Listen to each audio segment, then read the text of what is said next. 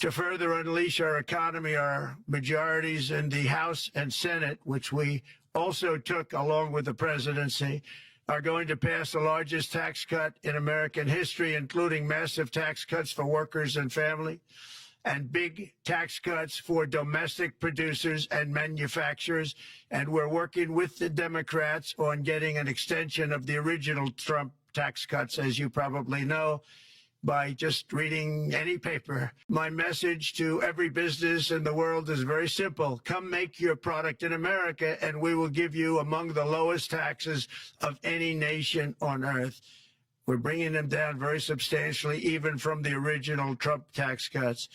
But if you don't make your product in America, which is your prerogative, then very simply you will have to pay a tariff, differing amounts, but a tariff which will direct hundreds of billions of dollars and even trillions of dollars into our treasury to strengthen our economy and pay down debt. Under the Trump administration, there will be no better place on earth to create jobs, build factories, or grow a company than right here in the good old USA. Already Americans' economic, you can see this, I think, maybe even in your wonderful, wonderful room that you're all gathered together, so many of my friends. But Americans, the economic confidence is soaring like we haven't seen in many, many decades, maybe not at all. Upon my election, it was just announced that small business optimism skyrocketed by 41 points in a single month. That's the highest ever. There's never been anything like that.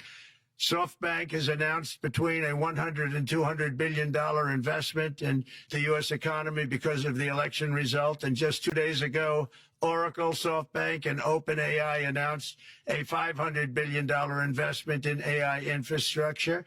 Other companies likewise have announced billions and billions and billions, adding up to trillions of investment in America, in the United States.